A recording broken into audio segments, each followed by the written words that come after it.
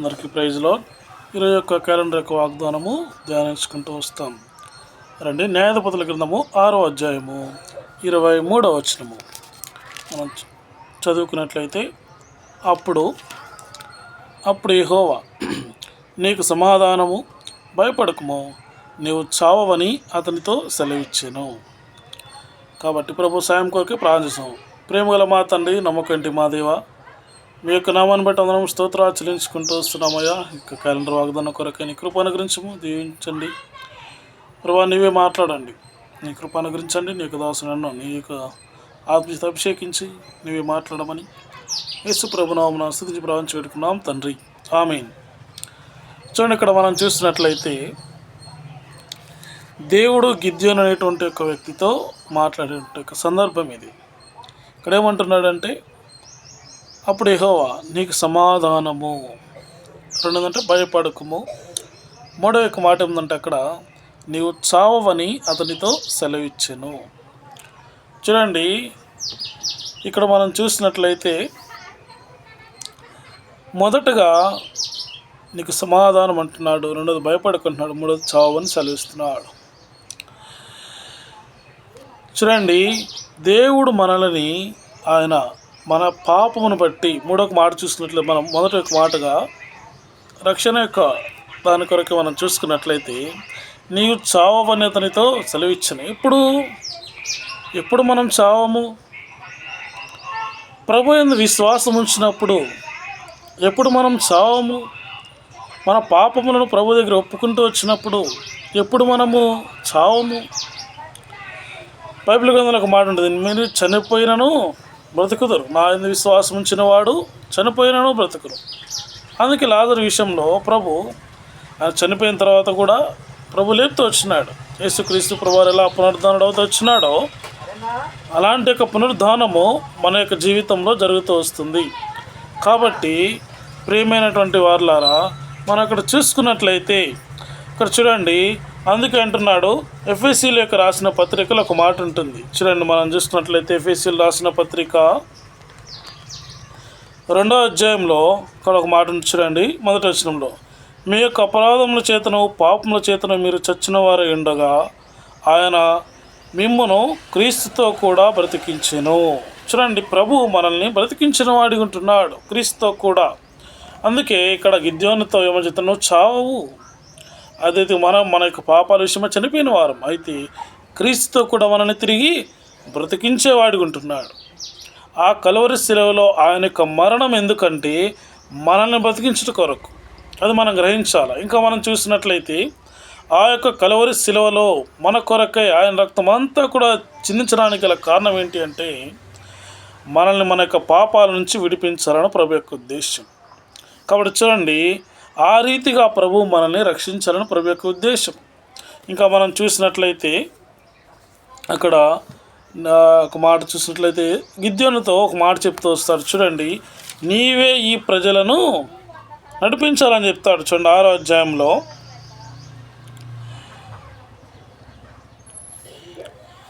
చూడండి గిద్యోనుతో ఏమని చెప్తాడు. చూడండి, 12వ వచనంలో, 6వ అధ్యాయం 12వ వచనంలో, యెహోవా దూత అతనికి కనపడి, పరాక్రమం కలిగిన బలాఢ్యుడా, యెహోవా నీకు తోడై ఉన్నాడని అతనితో అనగా.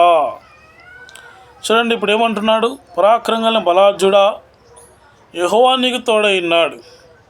కాబట్టి వారు ఆ మాట చెప్పే సమయంలో ఎంతో యొక్క చెరసాలలో, శిక్షల్లో, బాధల్లో వాళ్ళు ఉంటూ వస్తున్నారు. అయితే మనం కూడా ఈ లోకంలో చెరసాల యొక్క పాపం అనేటువంటి చెరసాల, లేదా ఈ లోక బంధకాలు అనేటువంటి యొక్క ఇబ్బందులు, ఇరుకులు, అదే రీతిగా చూడండి అక్కడ వారి యొక్క జీవం యొక్క ఆ టైంలో ఇజ్రాయేల్ యొక్క జీవితం ఎట్లా ఉందో మనం చూసినట్లయితే వాళ్ళని 7వ వచనంలో ఉంటుంది, 6, 7 వచనంలో ఉంటుంది. చూడండి, దేశమును పాడు చేయటకు వారు దానిలోనికి వచ్చిరి. ఇజ్రాయేలీలు మిద్యానీయుల వలన మిక్కిలి హీనదశకు వచ్చినప్పుడు వారు యెహోవాకు మొరపెట్టిరి. మిద్యానీయుల వలన బాధను బట్టి ఇజ్రాయేలీలు యెహోవాకు మొరపెట్టగా. చూడండి, మొరపెడుతూ వచ్చినారు. మొదటిగా మన యొక్క పాపస్థితి నుంచి, మన యొక్క ఈ లోకంలో బంధకాల నుంచి, ఈ లోకంలో మనకున్న వ్యసనపు అలవాట్ల నుంచి, ఈ లోకంలో మనం జీవించేటువంటి పాపమంతటి నుంచి కూడా ప్రభువా నువ్వు నన్ను రక్షించు అని ఎప్పుడైతే ప్రభు దగ్గరికి వస్తామో ప్రభు కార్యం చేసేవాడిగా ఉంటాడు. చూడండి, అదే రీతి మనం చూసినట్లయితే అక్కడ ఇంకొక మాట ఉంటుంది. మొదటి యోహాను రాసిన పత్రికలో ఒక మాట ఉంటుంది. మొదటి యోహాను రాసిన పత్రికలో ప్రభు ఒక మాట చెప్తాడు. చూడండి, మొదటి అధ్యాయము 9వ వచనము. మన పాపను మనం ఒప్పుకునే ఎడల ఆయన నమ్మదగిన వాడు, నీతిమంతుడు గనుక ఆయన మన పాపమును క్షమించి సమస్త దుర్నీతి నుంచి మనలను పవిత్రులుగా చేయను. పైన అక్కడ ఇంకొక మాట ఉంటుంది. చూడండి, 7వ వచనంలో, అయితే ఆయన వెలుగులో ఉన్న ప్రాకారము మనం వెలుగులో నడిచిన ఎడల మనము అన్యోన్య సహవాసము గలవారమైందము. అప్పుడు ఆయన కుమారుడు యేసు రక్తము ప్రతి పాపము నుండి మనలను పవిత్రులుగా చేయను. చూడండి, ప్రభువు మనం రక్షించాలనే ఉద్దేశము. మనం చావము. ప్రకటన గ్రంథంలో ఇంకొక మాట ఉంటుంది. ఏమనంటే యుగయుగాలు ఆయనతో పాటు జీవిస్తుంటారంట. యుగయుగాలు ఆయనతో పాటు జీవిస్తాను. చూడండి, ఆ యొక్క మాట కూడా చూసుకుంటాం మనము. ప్రకటన గ్రంథం 21వ అధ్యాయంలో ఆ మాట ఉంటుంది.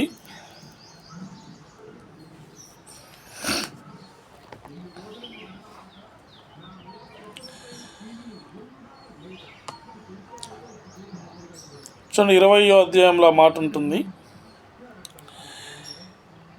5వ వచనంలో,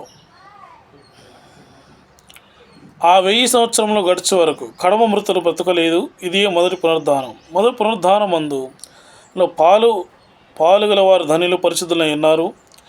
ఇట్టి వారి మీద రెండవ మరణంకు అధికారం లేదు. వీరు దేవునికి క్రీస్తునికి యాజకులై క్రీస్తుతో కూడా 1000 సంవత్సరము రాజ్యము చేదురు. తిరిగి ఇంకా మనం చూసినట్లు 21వ అధ్యాయంలో ఇంకో మాట ఉంటుంది. ఏమనంటే 3వ వచనంలో, అప్పుడు ఇదిగో దేవుని యొక్క నివాసము మనుషులతో కూడా ఉన్నది. ఆయన వారితో కాపురముండును. వారు ఆయన ప్రజలందరూ. దేవుడు తానే వారి దేవుడైన వారికి తోడయుండును. ఇంకా మనం చూసినట్లయితే అక్కడ ప్రభు చెప్తున్నాడు. ఇంకో మాట చూసినట్లయితే మనము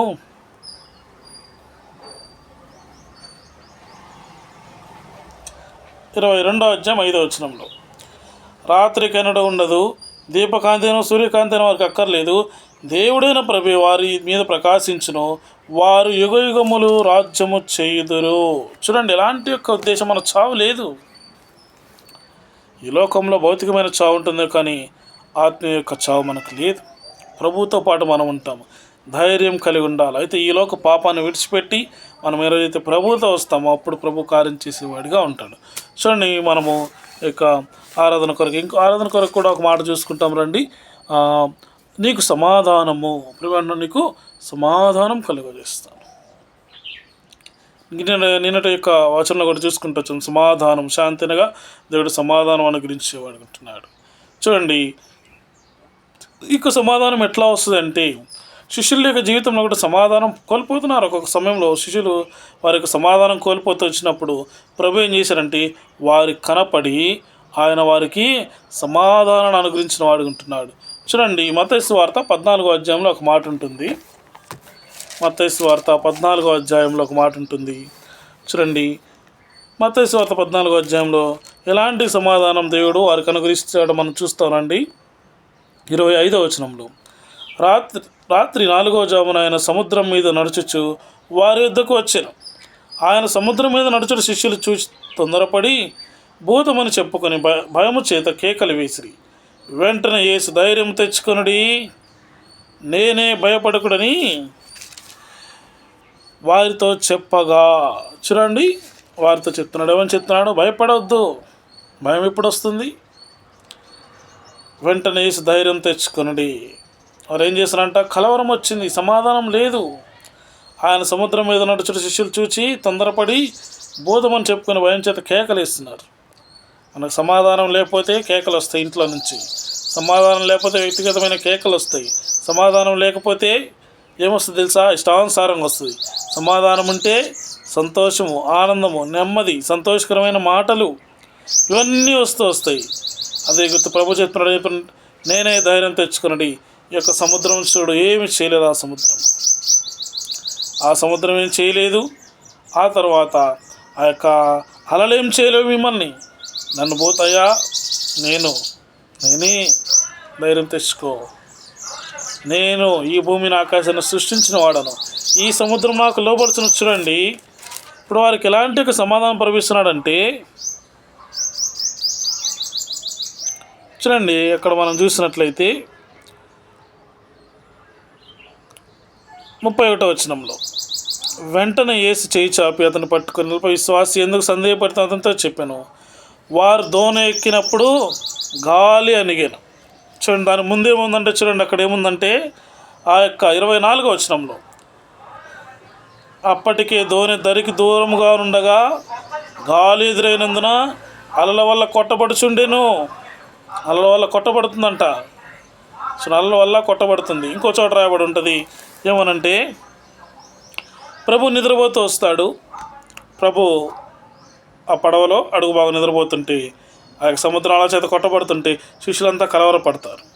అయ్యా మేము నశించిపోతున్నాము, మమ్మల్ని రక్షించంటే ఆ గాలి ఒక్కసారి దేవుడు ఆపమనంగా అలా గాలి ఆగిపోతుంది. కాబట్టి ప్రియమైన సోదరుడా, ప్రభు ఎలాంటి ఎంత గొప్పవాడంటే ఈ సముద్రం జీవితంలోకి వచ్చే ప్రతి అల, ప్రతి ఇబ్బంది, ప్రతి శ్రమ అన్నిటిని కూడా తీసివేసింది దేవుడు. సముద్రం ఆయనకు లోబడుచున్నది, అగ్ని ఆయనకు లోబడుచున్నది, ప్రాణం ఆయనకు లోబడుచున్నది. సమస్తమును జయించినవాడు ఆయన. కాబట్టి ఆయన ఓడలోకి రాగానే ఓడంతా అలలంతా అణిగిపోయి నిమ్మనం అయిపోతూ వచ్చింది. సమాధానం వచ్చింది వారికి. అక్కడ సమాధానమైన పరిస్థితి, కేకలు, గొడవలు, కొట్లాటలతో వచ్చినటువంటి స్థితిలో, భయంతో ఉన్నటువంటి వారి స్థితిలో దేవుడు ధైర్యాన్ని అనుగ్రహించి సమాధానం అనుగ్రహిస్తూ వచ్చినాడు.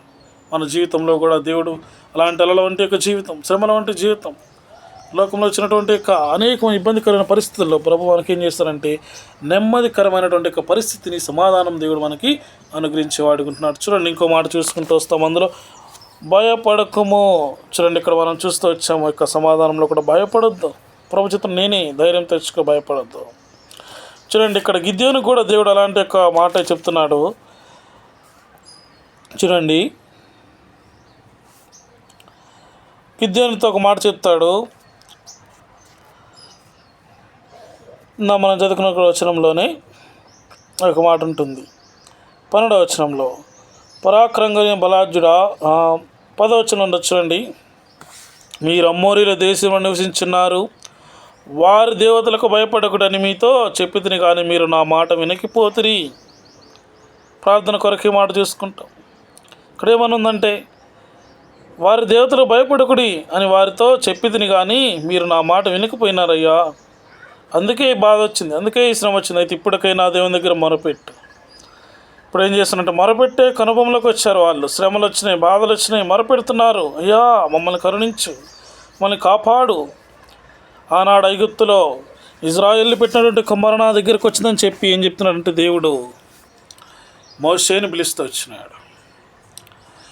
అయితే ఇక్కడ ఈ సమయంలో న్యాయాధిపతుల గ్రంథానికి వచ్చేసరికి ఇజ్రాయేళ్ళు ఆ యొక్క మిద్యానీయులు అందరూ కూడా పెట్టేటువంటి శ్రమలకి ఇప్పుడు దేవుడు ఏం చేస్తున్నాడంటే వారి మొర ఆలకిస్తున్నాడు. ఇప్పుడు ఏం చేస్తున్నాడు, భయం కలిగినటువంటి యొక్క గిద్యోనుని తీసుకొస్తున్నాడు. భయం పిరిగితనం ఉండే గిద్యోనుని తీసుకొచ్చి ఏం చేస్తున్నాడంటే దేవుడి పరాక్రమం కలిగిన బలాఢ్యుడా. మనం అనే సందర్భాల్లో భయపడతాం, పిరికివారిగా ఉంటాం. కానీ దేవుడు ఏం చేస్తున్నాడంటే నువ్వు పిరికివాడివి కాదు, నువ్వు భయస్థుడివి కాదు, నిన్ను పరాక్రమం కలిగిన బలాఢ్యుడుగా నేను చేయాలనుకుంటున్నాను. కాబట్టి నువ్వే వారిని రక్షించు, నేను నీకు తోడై ఉన్నాను. దేవుడు తోడైన ఎడల ఈ యొక్క భూమి మొత్తము, ఈ యొక్క బైబిల్ ఒక మాట ఉంటుంది ఏమనంటే, ఒకడు యెహోవా దృష్టికి యథార్థంగా ప్రవర్తించిన ఎడల వాని శత్రువులను సైతం మిత్రులుగా చేస్తాడు, వారి మీద విజయాన్ని ఇచ్చేవాడు ఉంటాడు. అది యేసేపు యొక్క జీవితం నెరవేరుతుంది. యేసేపుకు దేవుడు వాగ్దానం ఇస్తాడు, యెహోవా అతనికి తోడై ఉన్నందున అన్న మాట ఉంటుంది. చూడండి, తోడైన కారణం చేత ఐగుప్తు దేశం అంతా కూడా అతనికి ఒకనొక సమయం వచ్చినప్పుడు అతను చెరసాల్లో వేయబడి ఐగుప్తు దేశం అంతా కూడా యేసేపుకి విరోధమైంది. కానీ తన యథార్థమైన ప్రవర్తన బట్టి ఏమైందంటే ఐగుప్తు దేశం అంతా కూడా అతనికి దాసత్వమైంది.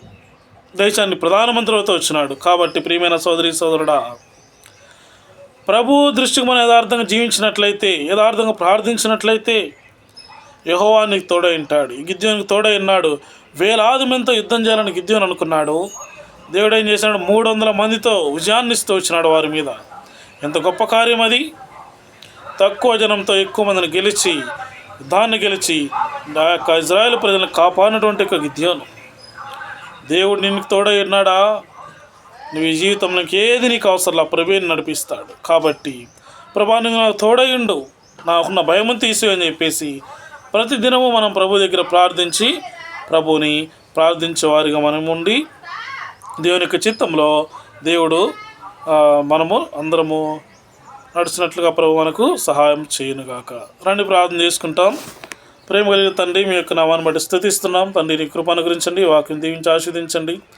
నీ ఉన్నతమైన ఉద్దేశం నెరవేర్చమని వేడుకుంటూ వస్తున్నామయ్యా. వినేవారి హృదయంలో కార్యం జరిగించండి. ఎవరికి రక్షణ లేదో ఆ తండ్రి ప్రభు రక్షణ కార్యం జరిగించండి. ఆరాధన ప్రార్థన వారి జీవితాల్లో కలిగి ఉంటూ సహాయం దయచేయండి. బైబిల్ యొక్క వాకి ధ్యానములు వారి జీవితాల్లో నెరవేర్చమని వేడుకుంటూ వస్తున్నాం. నీ ఉన్నతమైన ఉద్దేశం సంకల్పం నెరవేర్చి దీవెనకరంగా చేయమని యేసు ప్రభు నామమున స్తుతించి ప్రార్థించి కనబరిచి వేడుకుంటున్నాము తండ్రి. ఆమేన్.